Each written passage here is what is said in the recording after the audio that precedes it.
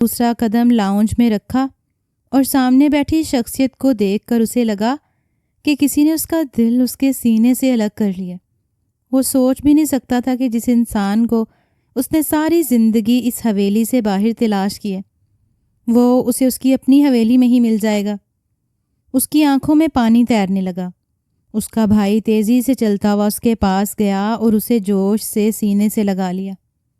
وجدان سمجھ رہا تھا کہ لمبے عرصے کے بعد خضر اپنوں سے ملا ہے، اسی وجہ سے رو رہا ہے۔ وہ نہیں جانتا تھا کہ یہاں پر معاملہ ہی کچھ اور ہے۔ روشانے تم یہاں؟ اسے بامشکل اپنی آواز سنائی دی تھی، اور پھر اس کے ساتھ ہی اسے لگا کہ چاروں طرف سناٹا چھا گیا۔ ایک دن پہلے وہ اپنا سامان پیک کر چکا تھا۔ ایک نظر سامان کو دیکھنے کے بعد اسے سب سے ضروری چیز یاد آ گئی۔ وہ جلدی سے الماری کی طرف بڑھا اور سب سے نچلے خانے میں رکھی ہوئی ایک ڈبی اٹھا لی۔ اسے دیکھ کر وہ پھیکے سے انداز میں مسکرانے لگا۔ یہ انگوٹھی اس نے آج سے 5 سال پہلے خریدی تھی تاکہ یہ اسے اس کے حقدار کو پہنچا دے۔ اس کے ساتھ ہی اس کی نظروں کے سامنے وہی خوبصورت چہرہ گھومنے لگا جس کا وہ دیوانہ تھا اور جس کی ایک جھلک دیکھنے کے لیے وہ تڑپتا رہتا تھا۔ اس کا ظالم محبوب یہ بات بہت اچھے طریقے سے جانتا تھا۔ اس بار میں اسے اس کے حقدار تک ضرور پہنچاؤں گا۔ اس نے دل ہی دل میں خود سے عہد کیا اور وہ ڈبی اپنی جیب میں ڈال دی۔ اس نے ایک نظر گھڑی پر ڈالی جہاں اس وقت صبح کے 2 بج رہے تھے۔ پاکستان میں یقیناً شام کا وقت تھا۔ اس کی صبح 4 بجے کی فلائٹ تھی۔ ایئرپورٹ تک کا سفر تقریباً 1 گھنٹے کا تھا۔ اس نے موبائل نکالا اور اپنے ڈپارٹمنٹ میں پڑے واحد کاؤچ پر جا کر بیٹھ گیا۔ باقی کا سارا سامان اس نے بیچ دیا تھا کیونکہ اس نے خود سے یہ وعدہ کیا تھا چاہے کچھ بھی ہو جائے وہ دوبارہ لوٹ کر فرانس نہیں آئے گا۔ وعدہ کرنے کے بعد وہ خود ہی اپنے اوپر ہنس پڑا تھا کیونکہ جب وہ پاکستان سے نکل رہا تھا تب بھی اس نے یہی عہد کیا تھا کہ چاہے کچھ بھی ہو جائے وہ کبھی بھی لوٹ کر پاکستان نہیں جائے گا، کیونکہ پاکستان نے اس کا دل توڑا تھا۔ جب سے اس کی محبت دور ہوئی تھی تب سے اسے حسن متاثر نہیں کرتا تھا، ورنہ وہاں پر ایک سے بڑھ کر ایک لڑکی موجود تھی جو نہ صرف خوبصورت بھی تھی بلکہ حسین بھی تھی۔ اس سے بہت سی ایسی لڑکیاں ملی تھیں جو شریف تھیں اور اس سے شادی کرنا چاہتی تھیں، مگر وہ اپنے دل کا کیا کرتا جو ایک ہی لڑکی پر اٹک گیا تھا اور اس کے علاوہ کسی اور کی طرف دیکھنا بھی پسند نہیں کرتا تھا۔ کچھ دن پہلے ہی اس کی ملاقات اپنی ایک کولیگ سے ہوئی تھی۔ جس کمپنی میں وہ نوکری کر رہا تھا وہ اس کمپنی کے مالک کی بیٹی تھی۔ اس نے جب خضر کو پہلی بار دیکھا تو اس کی دیوانی ہو گئی۔ ایسا نہیں تھا کہ اس نے کبھی خوبصورت انسان نہیں دیکھا تھا، حقیقت تو یہ تھی کہ اس نے پہلے کبھی خضر جیسا شخص نہیں دیکھا تھا۔ وہ انسان اپنے کام سے کام رکھتا تھا اور کسی سے بھی فالتو بات چیت نہیں کرتا تھا۔ آج کل کے دور میں لڑکیوں کی سب سے بڑی خامی ہی یہی تھی کہ وہ ایسے لوگوں کی طرف متوجہ ہوتی ہیں جو انہیں گھاس تک نہیں ڈالتے۔ جب اس لڑکی نے یہ دیکھا کہ خضر تو اس میں ذرا بھی دلچسپی نہیں لے رہا تو وہ نہ چاہتے ہوئے بھی اس کے بارے میں سوچنے لگی، اور پھر ایک دن اس نے اس کے سامنے اپنا مدعا رکھا جسے خضر نے بہت ہی خوبصورتی کے ساتھ جھٹلا دیا اور اسے صاف صاف کہہ دیا کہ وہ کسی سے بھی شادی نہیں کر سکتا۔ وہ پہلے ہی اپنا دل کسی کو دے چکا ہے۔ فضا کو لگا تھا کہ وہ خضر کو بھول جائے گی، لیکن ایسا نہیں ہوا۔ وہ انسان اب کچھ زیادہ ہی اس کے حواسوں پر سوار رہنے لگا تھا۔ صبح جب وہ سو کر اٹھتی تھی تب اس کے ذہن میں صرف اور صرف اسی شخص کا ہی خیال ہوتا تھا۔ رات کو سونے سے پہلے بھی وہ اسے اپنی دعاؤں میں مانگ کر ہی سوتی تھی۔ اس کی حالت بہت ہی عجیب و غریب ہوتی چلی جا رہی تھی۔ ایک دن وہ اپنے بابا کے سامنے رو پڑی کہ اسے وہ بھوری آنکھوں والا لڑکا ہر حال میں چاہیے۔ باس نے جب خضر سے اس بارے میں بات کی تو اس کو بھی اس نے خوبصورتی سے انکار کر دیا۔ جواباً باس نے اسے دھمکی دی اور اسے کہا کہ اگر تم نے میری بات نہیں مانی تو میں تمہیں اپنی کمپنی سے باہر نکال دوں گا۔ اب کی بار وہ کھلکھلا کے ہنس پڑا اور اسے کہنے لگا کہ میں یہاں پر مجبوری کے طور پر کام نہیں کر رہا۔ اگر تمہیں پتہ چلے کہ میں پاکستان میں کتنا امیر ہوں تو تم دوبارہ کبھی بھی مجھ سے اس طرح کی بات نہ کرو۔ میں کچھ یادوں سے اور کچھ لوگوں سے بھاگ کر یہاں پر آیا ہوں۔ اپنے دماغ سے یہ سوچ نکال دو کہ تم مجھے پیسوں کا ڈراوا دے کر اپنے کنٹرول میں کرو گے۔ اس کی خاندانی اکڑ دوبارہ سے آ گئی تھی۔ اس نے دو ٹوک انداز میں اپنے باس کو جواب دیا اور اس نوکری پر ٹھوکر مار کر نکل گیا۔ اس کا شمار ایسے انسانوں میں ہوتا تھا جو کسی کی ناجائز بات کو بالکل بھی برداشت نہیں کرتے تھے۔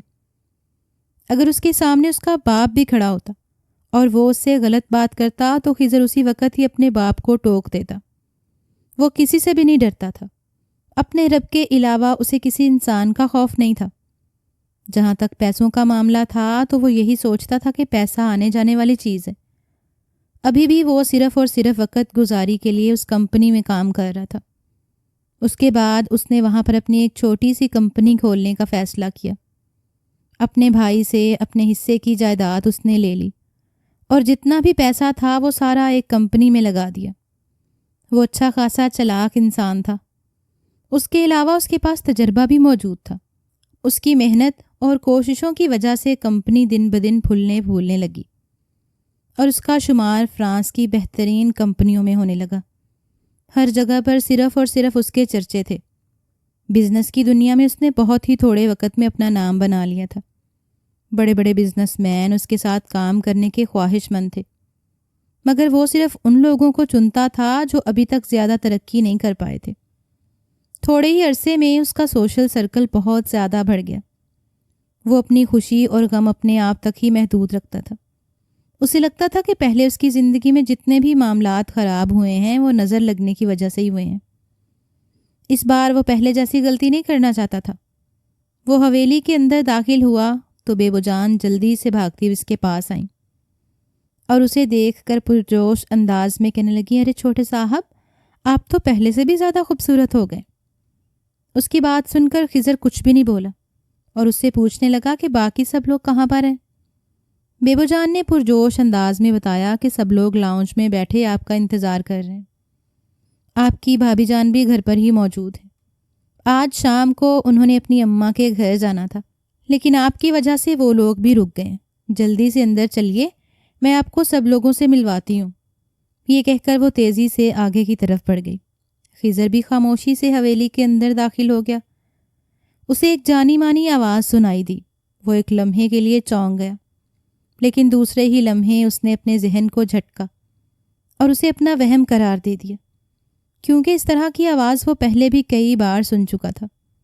اب تو اسے عادت ہو گئی تھی، مگر جب وہ اندر پہنچا اور سامنے بیٹھی شخصیت کو دیکھا تو ایک لمحے کے لیے اسے لگا کہ اس کے قدموں کے نیچے سے زمین نکل گئی ہے۔ وہ سامنے بیٹھی شخصیت کو دیکھ کر حیران نہیں ہوا تھا، لیکن اس کے ساتھ بیٹھے وجود کو دیکھ کر اسے ایک لمحے کے لیے جھٹکا ضرور لگا تھا۔ روشان بلوچ اپنی تمام تر خوبصورتی اور شان و شوکت لے کر اس وقت اس کے بھائی کے پہلو میں بیٹھی کسی بات پر کھلکھلا کر ہنس رہی تھی۔ یقیناً وہ اس کی موجودگی سے بے نیاز تھی، اسی وجہ سے وہ ابھی تک خوش تھی۔ ارے سب لوگ جلدی سے ادھر متوجہ ہوں، چھوٹے صاحب حویلی میں پہنچ چکے ہیں، بیبو جان نے اپنی مخصوص آواز میں چلاتے ہوئے کہا۔ اس کی بات سن کر سب لوگ خضر کی طرف دیکھنے لگے۔ جب اس کی نظریں روشانے سے ملیں تو ایک لمحے کے لیے وقت تھم گیا۔ دونوں ہی اپنی جگہ پر بے یقین تھے۔ روشانے جلد ہی سنبھل کر بیٹھ گئی۔ اس نے اپنے چہرے پر دوبارہ سے مسکراہٹ سجا دی، لیکن وہ انسان نہیں سنبھل پایا تھا اور اب شاید وہ کبھی بھی نہیں سنبھل سکتا تھا، کیونکہ جو کچھ اس نے دیکھا تھا اس کے بعد اس کی خواہش تھی کہ وہ دیکھنا ہی چھوڑ دے۔ وجدان، جو کہ خضر کا بڑا بھائی تھا، وہ تیزی سے چلتا ہوا اس کے پاس گیا اور اسے سینے سے لگاتے ہوئے کہنے لگا، یار تم نے تو اپنی شکل دکھانے کے لیے ہی ترسا دیا۔ تمہیں پتہ بھی ہے کہ میں نے تجھے کتنا یاد کیا؟ وہ ابھی تک اپنے منہ سے ایک لفظ بھی ادا نہیں کر پایا تھا۔ اسے اس طرح سے خاموش دیکھ کر نوشین بیگم پریشان ہو گئی۔ پہلے وہ اس کے پاس گئیں، اسے سینے سے لگا کر کافی دیر تک روتی رہیں۔ جب ان کا دل ہلکا ہو گیا تب انہوں نے اپنے بیٹے کے ماتھے پر پیار کیا اور اس کو کہنے لگیں، کیا ہو گیا بیٹا، تم اتنے پریشان کیوں ہو گئے ہو؟ تم اپنے لوگوں میں آ گئے ہو، تمہیں تو خوش ہونا چاہیے۔ نوشین بیگم کی بات سن کر اس کی آنکھوں میں آنسو آ گئے۔ وہ ان آنسوؤں کو پیچھے دھکیلنا چاہتا تھا، لیکن وہ نہیں کر پا رہا تھا۔ وہ بہت بے بس محسوس کر رہا تھا کیا اسے دوبارہ یہاں پر اس لیے بلایا گیا تھا تاکہ اسے دوسری بار پھر سے توڑا جا سکے؟ یہ سوچ کر اس نے تکلیف سے آنکھیں بند کر لیں اور پھر جلدی سے اس بات سے نظریں چراتے ہوئے خود کو تسلی دی کہ اب میں ایسا نہیں ہونے دوں گا، اب میں کسی کو بھی یہ اجازت نہیں دوں گا کہ کوئی مجھے توڑے۔ امی جان، میں بہت زیادہ تھکا ہوا ہوں، پہلے میں اپنے کمرے میں جا کر آرام کروں گا، شام تک کوئی بھی میرے کمرے میں نہ آئے۔ یہ کہہ کر اس نے سامان وہیں پر چھوڑا اور اپنے کمرے کی طرف چل دیا۔ نوشین بیگم پریشانی سے اپنے بیٹے کے پشت کی طرف دیکھ رہی تھی۔ وہ کوئی چھوٹی بچی نہیں تھی جو نہ سمجھتی۔ انہوں نے تھوڑی دیر پہلے کا منظر اپنی آنکھوں سے دیکھا تھا۔ ان کے بیٹے کی آنکھیں ان کی بہو کو دیکھ کر ٹھہر گئی تھیں اور آنکھوں میں تکلیف کے آثار نمودار ہوئے تھے۔ رات کے وقت کھانے کے ٹیبل پر سب لوگ بیٹھے ہوئے تھے۔ خضر کو بڑی مشکل سے یہاں پر لایا گیا تھا۔ وہ ضد کر رہا تھا کہ اپنے کمرے میں ہی بیٹھ کر کھانا کھائے گا، لیکن اپنی ماں کے احتجاج کرنے پر وہ نہ چاہتے ہوئے بھی آ گیا۔ وہ اپنے آپ کو مکمل طور پر بے نیاز ظاہر کر رہا تھا، لیکن اس کے کان روشانے کی باتوں پر اٹکے ہوئے تھے۔ روشانے وجدان کی کسی بات پر کھلکھلا کر ہنس رہی تھی۔ وہ دونوں اس وقت ایک ساتھ مکمل لگ رہے تھے۔ اچانک ہی اسے یوں محسوس ہوا کہ کسی نے اسے ٹانگ ماری ہو۔ اس نے حیرت سے سر اٹھا کر دیکھا۔ سامنے ہی سرمد بیٹھا ہوا تھا، جو کہ اس کا بچپن کا دوست تھا۔ اسے روشانے کے بارے میں بھی پتا تھا، کیونکہ وہ یونیورسٹی کے زمانے سے ہی خضر کے ساتھ رہا تھا۔ آنکھوں ہی آنکھوں میں اس نے خضر کو تسلی دی اور پرسکون رہنے کا اشارہ کیا۔ اماں جان، ہم نے آپ سے ایک بہت ہی ضروری بات کرنی ہے۔ ابھی اس نے اپنے ذہن کو تھوڑا سا سکون دیا ہی تھا کہ روشانے کی آواز دوبارہ سے اسے بے چین کر گئی۔ جی بیٹا۔ اماں جان، ہم لوگ ہنی مون پر جانے کے بارے میں سوچ رہے تھے۔ اس نے انتہائی بے شرمی سے سب لوگوں کے سامنے یہ بات کہتی۔ اس کی بات سن کر وہاں پر بیٹھے سب لوگ ایک لمحے کے لیے مکمل طور پر خاموش ہو گئے۔ اس کے بعد نوشین بیگم اسے عاجزی کے ساتھ سمجھاتے ہوئے کہنے لگیں، دیکھے بیٹا جان، ہمارے ہاں کنواری لڑکیوں کے سامنے اس طرح کی باتیں نہیں کی جاتی۔ اگر آپ کو اس طرح کی کوئی بات کرنی تھی تو آپ تنہائی میں آ کر مجھ سے کر لیتے۔ نوشین بیگم کا اشارہ ڈائننگ ٹیبل پر بیٹھی ہوئی دوسری لڑکیوں پر تھا، جن کی ابھی تک شادی نہیں ہوئی تھی۔ وجدان بہت ہی نارمل انداز میں بیٹھا اپنی ماں کے چہرے کی طرف دیکھ رہا تھا۔ جلدی سے بول پڑا، اماں اب اس میں ایسی بھی کیا بات ہے؟ اب تو اس بارے میں ساری دنیا کو ہی پتہ ہے۔ سب لوگ ہی یہ بات اچھی طرح سے نوٹ کر رہے تھے کہ جب سے روشانی اس کی زندگی میں آئی تھی تب سے وہ بہت بدل گیا تھا۔ اب وہ پہلے کی طرح برتاؤ نہیں کرتا تھا۔ اس کی ساری توجہ صرف اور صرف اپنی بیوی کے اوپر ہی تھی۔ نوشین بیگم کو اس سے مسئلہ نہیں تھا، مگر وہ چاہتی تھی کہ کم سے کم ان کا بیٹا اپنے باقی حقوق بھی ادا کرے، جس طرح وہ پہلے ان کے پاس جا کر رات کے وقت بیٹھتا تھا اور ان سے باتیں کرتا تھا۔ وہ چاہتی تھیں کہ ابھی بھی وہ ان کے لیے تھوڑا سا وقت نکالے۔ اس سے پہلے کہ وہ دونوں مزید کچھ کہتے، خضر نے اپنی کرسی زور سے پیچھے کی اور غصے سے وہاں سے اٹھ کر چلا گیا۔ اپنے پیچھے اسے وجدان کی آواز سنائی دی تھی، جو فکر مندی سے ماں سے پوچھ رہا تھا، اسے کیا ہو گیا؟ یہ کیوں غصہ کر رہا ہے؟ وہ چھت پر چلا گیا۔ آنکھوں سے آنسو دوبارہ سے بہنے لگے۔ تھوڑی ہی دیر بعد اسے اپنے کندھے پر کسی کے ہاتھوں کا لمس محسوس ہوا۔ اس نے گردن موڑ کر دیکھا تو پیچھے سرمد کھڑا تھا۔ وہ اس کے گلے لگ گیا۔ یار، وہ میرے ساتھ ایسا کیسے کر سکتی ہے؟ اسے پتا تھا کہ میں اس سے شدید محبت کرتا ہوں۔ اس کے باوجود اس نے میرے ساتھ اتنا برا سلوک کیا۔ میں کبھی بھی اسے معاف نہیں کروں گا۔ وہ اس وقت ایک چھوٹے بچے کی طرح رو رہا تھا۔ اس سے یہ سب کچھ برداشت نہیں ہو رہا تھا۔ سرمد نے اسے تسلی دی اور کہا، دیکھ یار، میں نے تجھے پہلے ہی سمجھایا تھا کہ وہ لڑکی اس قابل نہیں ہے کہ اس سے محبت کی جائے۔ تجھے پہلے ہی اس سے دل نہیں لگانا چاہیے تھا۔ مجھے کیا پتا تھا کہ وہ میرے ساتھ اتنا بڑا دھوکہ کرے گی۔ چلو اب خاموش ہو جا، تیرے یہ آنسو مجھے تکلیف دے رہے ہیں۔ سرمد نے اس کے آنسو صاف کرتے ہوئے سے کہا۔ اپنے دوست کی بات سن کر وہ چند لمحوں کے لیے خاموش ہو گیا اور پھر اس سے ایک امید سے پوچھنے لگا، کیا اسے بھی میرے ہی آنسو تکلیف دیتے ہوں گے؟ اگر اسے یہ پتہ چلے کہ میں اس وقت بہت تکلیف میں ہوں اور اسے بہت یاد کر رہا ہوں، تو کیا وہ دوبارہ سے لوٹ کر میرے پاس آ جائے گی؟ اب ایسا کچھ بھی نہیں ہو سکتا۔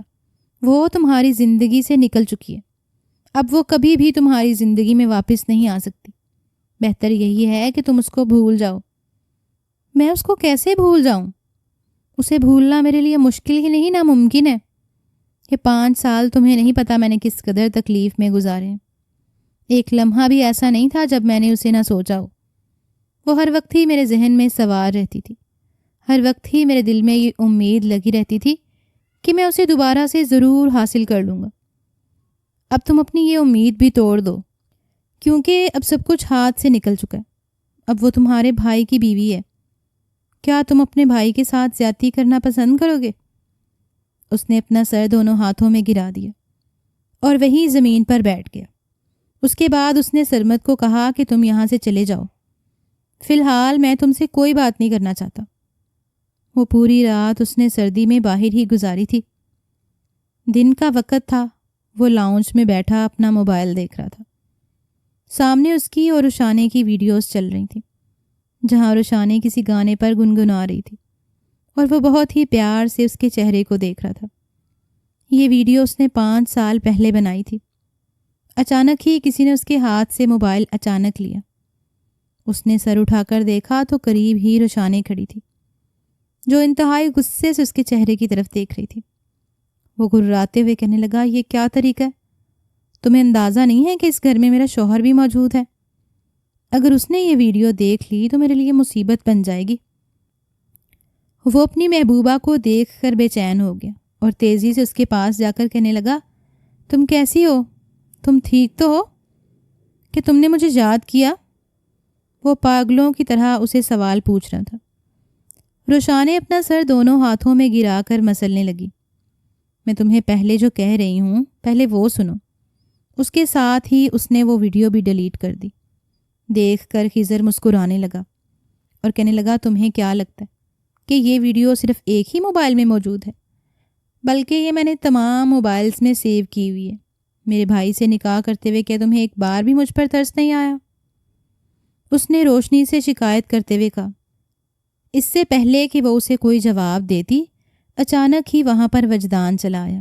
اس نے خضر کے چہرے کی طرف نہیں دیکھا تھا، اس لیے بہت ہی ہلکے پھلکے انداز میں ان سے بات کرتے ہوئے کہنے لگا، ارے واہ یار، بھابھی دیور بڑے خوشگوار موڈ میں لگ رہے ہیں۔ خضر کا دل کر رہا تھا کہ وہ اس وقت اپنے بھائی کا منہ نوچ ڈالے، لیکن وہ بہت بے بس تھا۔ اس نے روشانے کے ہاتھ سے اپنا موبائل غصے سے چھینا اور وہاں سے باہر نکل گیا۔ وجدان نے انتہائی غصے سے اس کی پیٹھ کی طرف دیکھا اور روشانے سے مخاطب ہوتے ہوئے کہنے لگا، اسے کیا ہوا ہے؟ اس نے تیزی سے نفی میں سر ہلا دیا اور اپنے کمرے میں چلی گئی۔ ماضی کے واقعات اس کی نظروں کے سامنے گھومنے لگے۔ وہ وقت اس کی زندگی کا سب سے خوبصورت اور خوشگوار وقت تھا، جسے وہ کبھی بھی نہیں بھول سکتی تھی۔ لیکن پھر کچھ ایسا ہو گیا جس کی وجہ سے وہ اس سے دور ہو گئی۔ اس کی آنکھوں میں بھی اس وقت آنسو چمک رہے تھے۔ اس نے انتہائی بے دردی سے اپنی آنکھیں صاف کیں اور غصے سے شیشے میں دیکھتے ہوئے کہنے لگی، میں نے تمہارے ساتھ کسی قسم کی زیادتی نہیں کی خضر صاحب، تم نے خود ہی اپنا نقصان کیا۔ اگر تم پہلے ہی مجھے سب کچھ بتا دیتے اور مجھ سے کچھ نہ چھپاتے تو آج ایسا نہ ہوتا۔ آج سے 5 سال پہلے اس کا یونیورسٹی میں پہلا دن تھا۔ وہ بہت دری سہمی ہوئی تھی۔ دراصل وہ ایک بہت ہی سادہ خاندان سے تعلق رکھتی تھی۔ سب سے پہلا ٹکراؤ اس کا خضر کے ساتھ ہوا۔ اس کی کتابیں نیچے جا گریں، اس سے پہلے کہ خضر اس پر چیختا چلاتا۔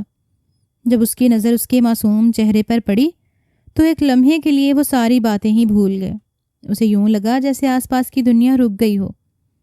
وہ بہت غور سے روشانے کے چہرے کی طرف دیکھ رہا تھا، جہاں پر صرف اور صرف خوبصورتی اور معصومیت تھی۔ معاف کر دیں، مجھ سے غلطی ہو گئی، روشانے نے روتی ہوئی آواز میں کہا۔ اس کی بات سن کر وہ جلدی سے اٹھ کھڑا ہوا اور اپنے سینے پر ہاتھ رکھتے ہوئے کہنے لگا، نہیں نہیں میڈم جی، کوئی بات نہیں، غلطی تو میری ہے، مجھے ہی دیکھ کر چلنا چاہیے تھا۔ اس کے بعد اس نے جلدی سے کتابیں اٹھا کر روشانے کے حوالے کی۔ اس کے دوست یار جو کہ قریب ہی کھڑے تھے اس کی حالت دیکھ کر حیران رہ گئے۔ آج سے پہلے اس نے کبھی بھی کسی کی مدد نہیں کی تھی۔ کتابیں اٹھانا تو دور کی بات، وہ کسی کو دو بول ہمدردی کے بھی نہیں بولتا تھا۔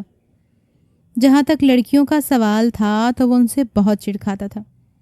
کتابیں روشانے کے حوالے کرنے کے بعد جب وہ اپنے دوستوں کے قریب آ کر کھڑا ہوا تو اسے دیکھ کر سرمد معنی خیز انداز میں مسکرانے لگا اور کہنے لگا، بھائی خیریت تو ہے؟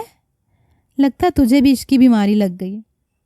کیا بکواس کر رہا ہے، ایسا کچھ بھی نہیں ہے۔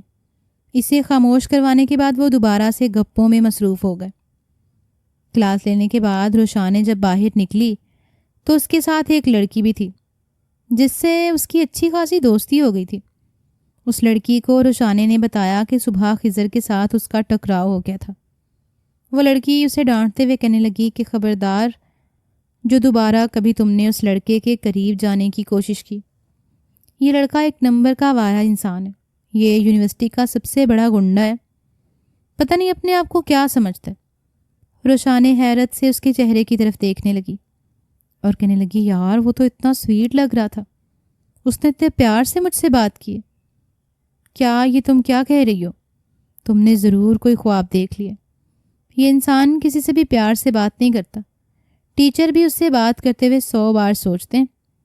اس کا لہجہ ہمیشہ ہی کڑوا ہوتا ہے۔ اب کی بار روشانے بھی خاموش ہو گئی۔ اس نے دوبارہ اس بارے میں اپنی دوست سے بات نہیں کی۔ دوسری طرف خضر اپنے دوستوں کو یہاں سے بھیج چکا تھا اور خود یونیورسٹی کے دروازے میں کھڑا بے صبری سے اس لڑکی کے باہر نکلنے کا انتظار کر رہا تھا۔ جیسے ہی روشانے باہر نکلی، اس کا ایک دیدار کرنے کے بعد اس نے اپنی ہیوی بائک سٹارٹ کی اور جلدی سے وہاں سے نکل گئے۔ اس کو ایک نظر دیکھ کر آمنہ نے برا سا منہ بنایا اور غصے سے کہنے لگی، یہ لڑکا دوسروں کے پیسوں پر عیاشی کرتا ہے، اس کی اپنی جیب میں ایک پھوٹی کوڑی بھی نہیں ہوتی۔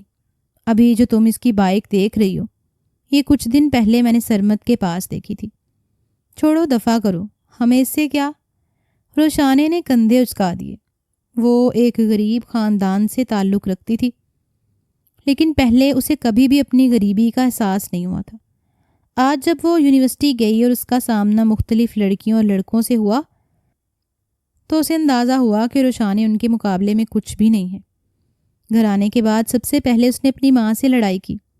روشانے کی پھپھو جو کہ ان کے ساتھ ہی رہتی تھیں، اپنی بھتیجی کا یہ حال دیکھ کر غصے سے کہنے لگی، میں تمہیں پہلے ہی کہتی تھی کہ اس کو یونیورسٹی مت بھیجو ورنہ اس کے پر نکل آئیں گے۔ وہ پاؤں پٹکتی ہوئی اپنے کمرے میں چلی گئی۔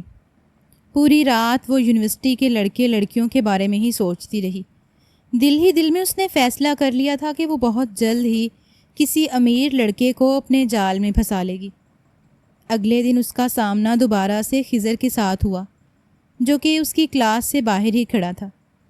جیسے ہی اس نے روشانے کو وہاں پر آتے ہوئے دیکھا، وہ جلدی سے سیدھا ہو گیا اور اسے سلام کر کے اس کی خیریت دریافت کرنے لگا۔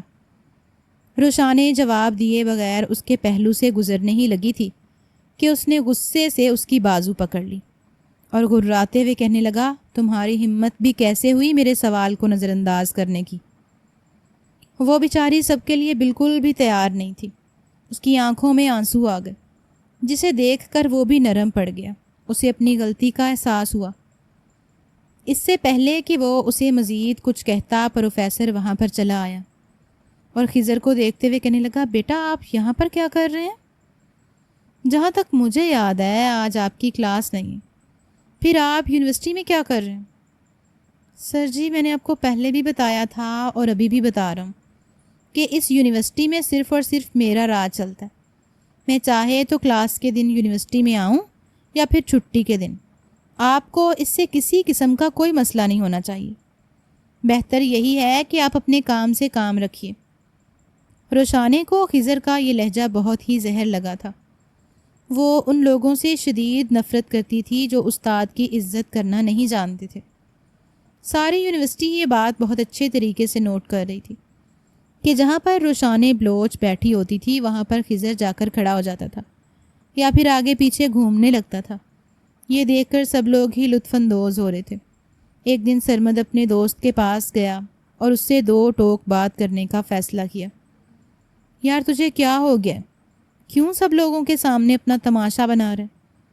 مجھے محبت ہو گئی ہے، بلکہ محبت نے مجھے عشق ہو گیا۔ خضر جو کہ سرمد کے اسی سوال کا ہی انتظار کر رہا تھا جلدی سے بول پڑا، تو کیسے ایک لڑکی سے اسے جانے بغیر اس قدر شدید محبت کر سکتا ہے؟ سرمد نے اپنا سر دونوں ہاتھوں میں گرا دیا اور پھر اس کے ساتھ بیٹھ کر اسے سمجھاتے ہوئے کہنے لگا، اگر تم میری مانو تو اس لڑکی سے دور ہو جاؤ۔ مجھے وہ لڑکی بالکل بھی ٹھیک نہیں لگ رہی۔ وہ جتنی معصوم نظر آتی ہے اتنی معصوم نہیں ہے۔ میں نے کل ہی اسے یونیورسٹی کے ایک لڑکے سے بات کرتے ہوئے دیکھا تھا۔ کون تھا وہ لڑکا؟ اس سے پہلے کہ سرمد اپنی بات مکمل کرتا، خضر نے اس کی بات کاٹی اور اس لڑکے کے بارے میں پوچھ لیا۔ سرمد کو شدت سے اپنی غلطی کا احساس ہوا۔ یار وہ اس کا اپنا ہی کلاس فیلو تھا، چیف منسٹر کے بھائی کا بیٹا۔ اب تم دیکھو کہ میں اس کے ساتھ کرتا کیا ہوں۔ یہ کہہ کر جلدی سے کمرے سے باہر نکلا۔ اب اس کا رخ اس لڑکے کے گھر کی طرف تھا۔ اس لڑکے کے باپ کو وہ بہت اچھے طریقے سے جانتا تھا۔ ان کے ساتھ خضر کے گھر والوں کے اچھے خاصے تعلقات بھی تھے۔ وہ لڑکا اسے اپنے گھر پر تو نہیں ملا، لیکن ایک پارک میں مل گیا، جہاں پر وہ بینچ پر بیٹھا روشانے سے ہی بات کر رہا تھا۔ خضر اس کے سر پر جا کر کھڑا ہو گیا۔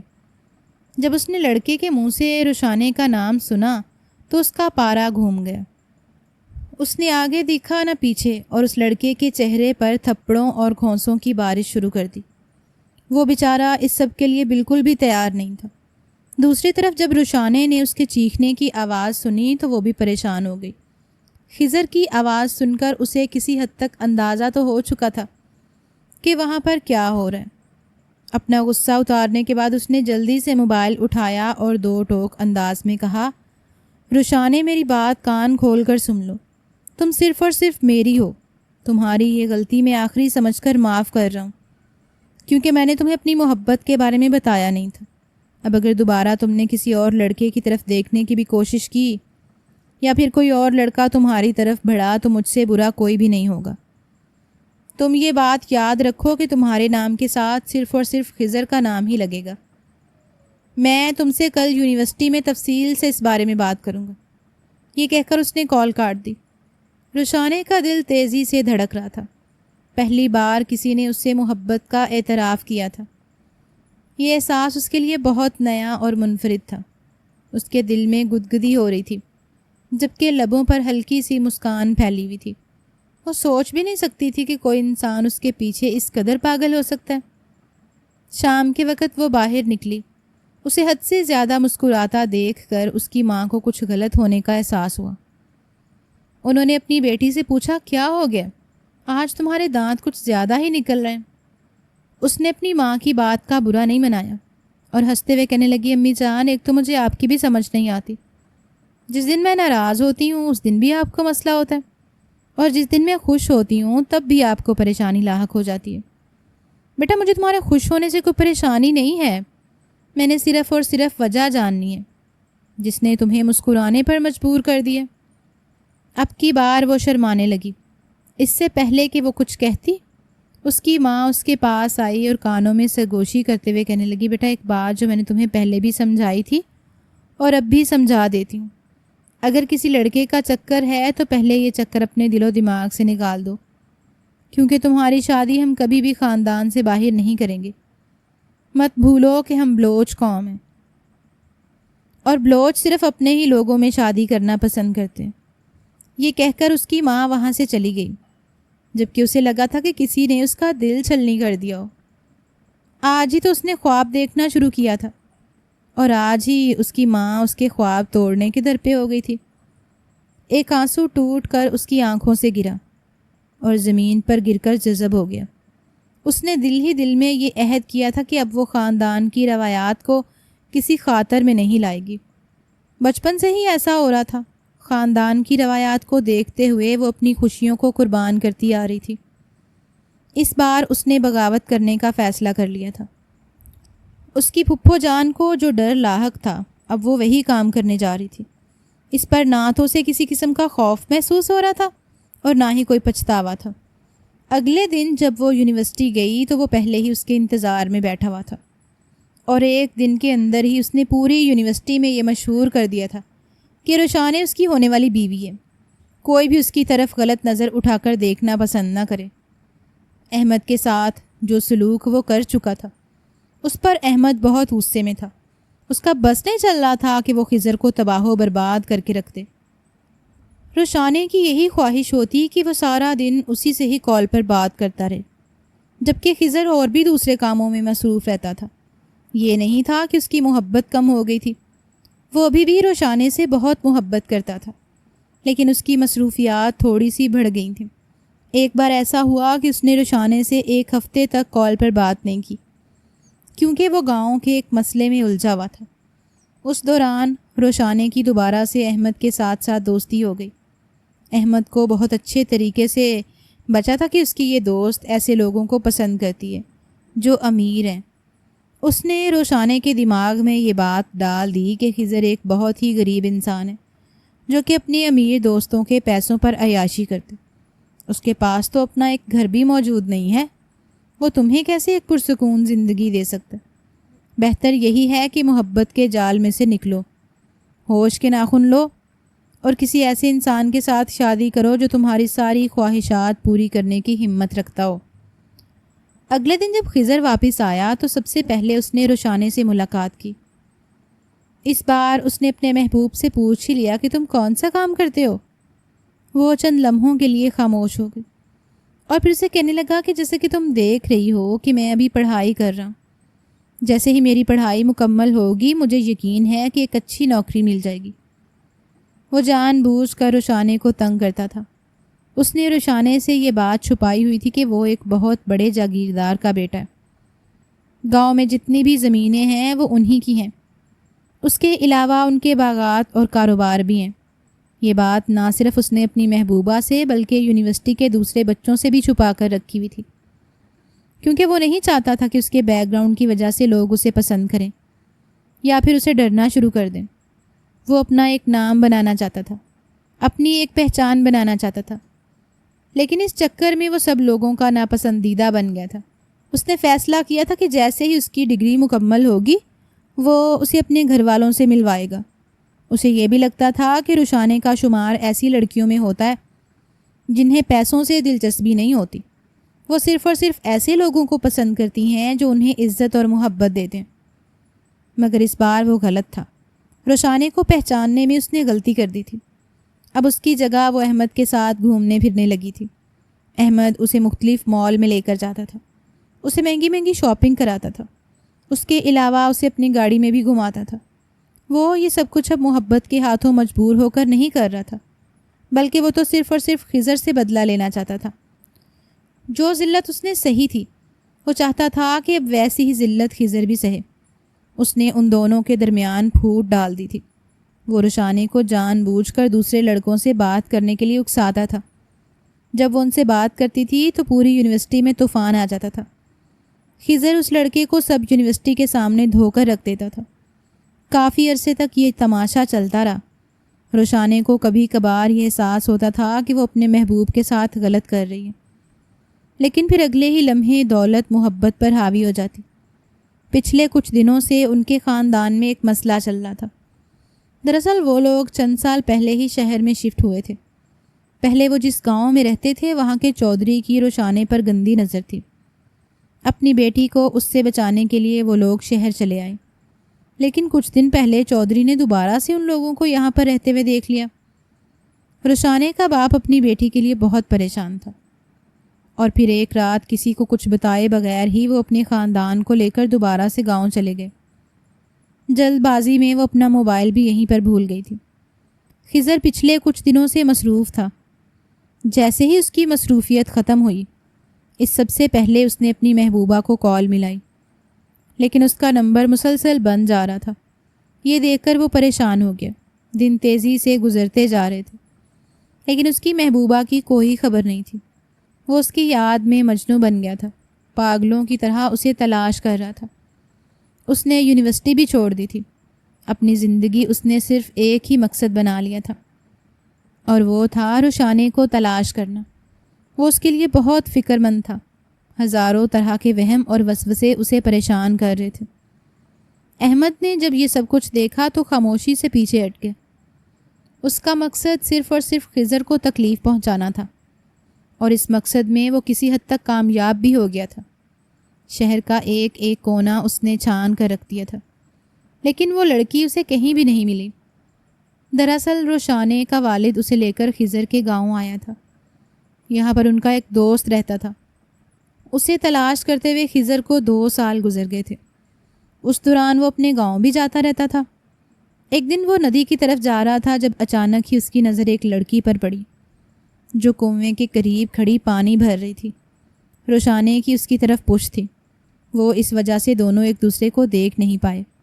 ایک لمحے کے لیے اسے احساس ہوا تھا کہ یہ روشانے ہی ہے، لیکن دوسرے ہی پل اس نے اپنے اس خیال کو جھٹک دیا، کیونکہ پہلے بھی ایک بار ایسا ہوا تھا۔ اس میں کسی لڑکی کا ہاتھ پکڑ لیا تھا۔ اسے لگا تھا کہ وہ روشانے ہیں اور جواباً اچھی خاصی ذلت اٹھانی پڑی تھی۔ دوبارہ سے وہ یہ غلطی نہیں کرنا چاہتا تھا۔ وہ تیزی سے چلتا ہوا ندی کی طرف بڑھ گیا، جبکہ روشانے بھی گھڑا اٹھا کر اپنے گھر چلی گئی۔ وہ پہلے تو بہت چیخی چلائی کہ اسے یہاں پر نہیں رہنا، لیکن جب سے اس کی ملاقات وجدان سے ہوئی تھی تب سے اس نے سب کچھ قبول کر لیا تھا۔ وجدان بھی حسن کا دلدار تھا۔ پہلی ہی نظر میں وہ اس لڑکی کے عشق میں گرفتار ہو گیا اور اسے محبت کا اظہار کر دیا تھا، جسے روشانے جلدی سے قبول کر لیا، کیونکہ وہ ایک اچھا موقع اپنے خیال سے نکلنے کی اجازت نہیں دے سکتی تھی۔ یوں ان دونوں کی کہانی بھی شروع ہو گئی۔ روشانے اس دوران مکمل طور پر خضر کو بھول چکی تھی۔ پہلے وہ سوچتی تھی کہ ایک بار خضر سے رابطہ کر کے اسے اپنے اوپر بیتی ہوئی داستان سنا دے، لیکن پھر جب سے اسے وجدان ملا تب سے یہ سوچ بھی ختم ہو گئی۔ خضر کے لیے گاؤں میں بھی رہنا بہت مشکل تھا۔ اس نے سوچا تھا کہ اس طرح سے زندگی نہیں کٹے گی، اسے اپنے آپ کو مصروف رکھنا ہوگا۔ یہی سوچ کر اس نے دوبارہ سے یونیورسٹی میں داخلہ لے لیا، لیکن اس بار وہ وہاں صرف اور صرف پڑھنے کے لیے جاتا تھا۔ اس نے اپنی زندگی کا ایک مقصد بنا لیا تھا، اور وہ تھا پڑھائی۔ سب لوگ اس کی مجنوں جیسی حالت دیکھ کر حیران بھی ہوتے تھے اور ہنستے بھی تھے، لیکن اسے لوگوں کی ذرا بھی پرواہ نہیں تھی۔ اسے صرف اور صرف اپنے آپ کو مصروف رکھنا تھا۔ اور پھر ایک ہی مہینے کے بعد اس کے والد کا بھی انتقال ہو گیا، جس کے بعد وجدان گاؤں کی ساری زمینیں سنبھالنے لگا۔ اسے ویسے بھی اس طرح کے کاموں سے دلچسپی نہیں تھی۔ اس نے سب کچھ اپنے بھائی کو سونپا اور باہر ملک پڑھنے کے لیے چلا گیا۔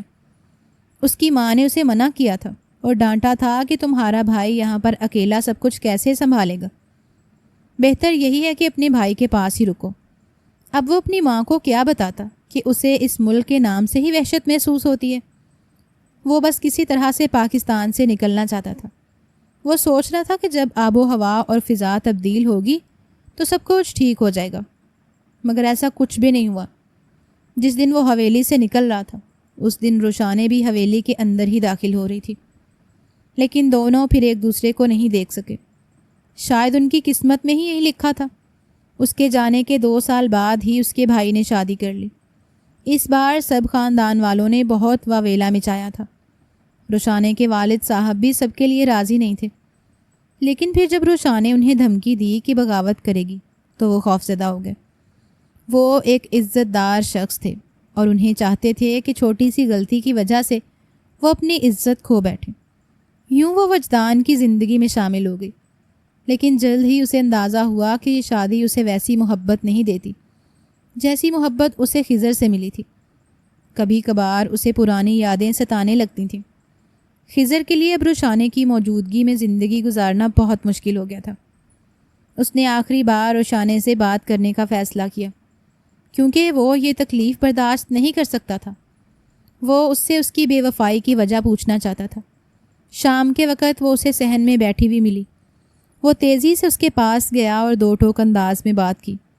روشانے پھیکے سے انداز میں مسکرانے لگی اور اسے کہنے لگی کہ میں نے غریب خاندان میں آنکھ کھولی تھی۔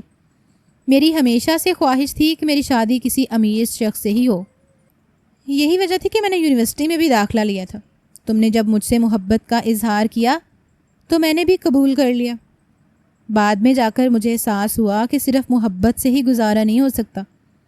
مجھے اپنی خواہشات پوری کرنے کے لیے ایک امیر شخص کی ضرورت تھی۔ تم نہ تو مجھ پر پیسے لٹاتے تھے، نہ مجھے گھمانے کے لیے لے کر جاتے تھے۔ مجھے ایک ایسے انسان کی خواہش تھی جو میری ساری ضروریات پوری کرے۔ خضر نے صدمے سے اس کی طرف دیکھا اور روتے ہوئے کہا کہ اگر تم مجھے کہہ دیتی تو میں تمہاری خواہشات کیوں نہ پوری کرتا۔ رشانے نے اپنا سر جھکا لیا اور کہنے لگی، مجھے لگتا تھا کہ تمہارے پاس پیسے نہیں ہیں۔ خیر، اب ان ساری باتوں کا کوئی فائدہ نہیں، ہم دونوں کے درمیان کچھ بھی نہیں بچا اور نہ ہی کبھی ہم دونوں ایک ہو سکتے ہیں۔ بہتر یہی ہے کہ اب تم مجھے بھول جاؤ اور اپنی بھابھی کے روپ میں قبول کر لو۔ ایسا میں مرتے دم تک نہیں کروں گا۔ یہ کہہ کر وہ غصے سے اپنے کمرے میں چلا گیا۔ ساری رات اس نے اسی بارے میں ہی سوچتے ہوئے گزاری اور پھر آخر اس نے اٹل فیصلہ لیا۔ وہ اپنی خوبصورت زندگی ایک لڑکی کی یادوں میں گرفتار ہو کر برباد نہیں کر سکتا تھا۔ اب اسے آگے بڑھنا تھا اور اپنے لیے بھی کچھ سوچنا تھا۔ اس کے لیے اسے ان چیزوں کو نظر انداز کرنا تھا جو اسے تکلیف دیتی تھیں۔ اگلے ہی دن اپنی اماں سے اجازت لے کر اور انہیں اپنی زندگی کی حقیقت کے بارے میں بتا کر وہ دوبارہ سے فرانس کے لیے نکل کھڑا ہوا۔ اس کے ذہن میں اس وقت فضا کا چہرہ گھوم رہا تھا۔ اسے اپنی محبت نہیں ملی تھی، وہ اس کی تکلیف سمجھتا تھا، مگر اب اسی تکلیف سے وہ فضا کو روشناس نہیں کروانا چاہتا تھا۔ اس نے فضا سے نکاح کرنے کا فیصلہ کر لیا تھا۔ اسے یقین تھا کہ اس بار اسے تکلیف نہیں پہنچے گی۔ وہاں پر جب وہ گیا تو فضا کی حالت دیکھ کر اس کا دل تیزی سے دھڑکا۔ فضا بھی اسی کرب سے گزر رہی تھی جس کرب سے وہ 5 سال پہلے گزرا تھا۔ وہ گھٹنوں کے بل فضا کے سامنے بیٹھ گیا اور اسے کہنے لگا، میں نے تمہارے ساتھ جو سلوک کیا ہے میں اس پر بہت زیادہ شرمندہ ہوں۔ میں تم سے وعدہ کرتا ہوں کہ دوبارہ تمہیں کبھی بھی تکلیف نہیں پہنچاؤں گا۔ پہلے تم میرے پاس آئی تھی، مگر اب میں خود تمہارے پاس آیا ہوں اور تم سے ایک درخواست کرتا ہوں، میری زندگی کو خوشیوں سے بھر دو، میری زندگی میں شامل ہو جاؤ اور مجھے مکمل کر دو۔ وہ بے یقینی سے اس کے چہرے کی طرف دیکھنے لگی۔ خضر نے خوشی سے ہاں میں سر ہلا دیا اور پھر تھوڑے ہی عرصے کے بعد اس نے فضا سے نکاح کر لیا۔ اس کی زندگی میں سکون آ گیا تھا، اس کی تنہائی ختم ہو گئی تھی۔ جب اللہ تعالیٰ نے اسے پیارے بیٹے سے نوازا تو وہ اپنی پرانی زندگی کو بھی مکمل طور پر بھول گیا تھا۔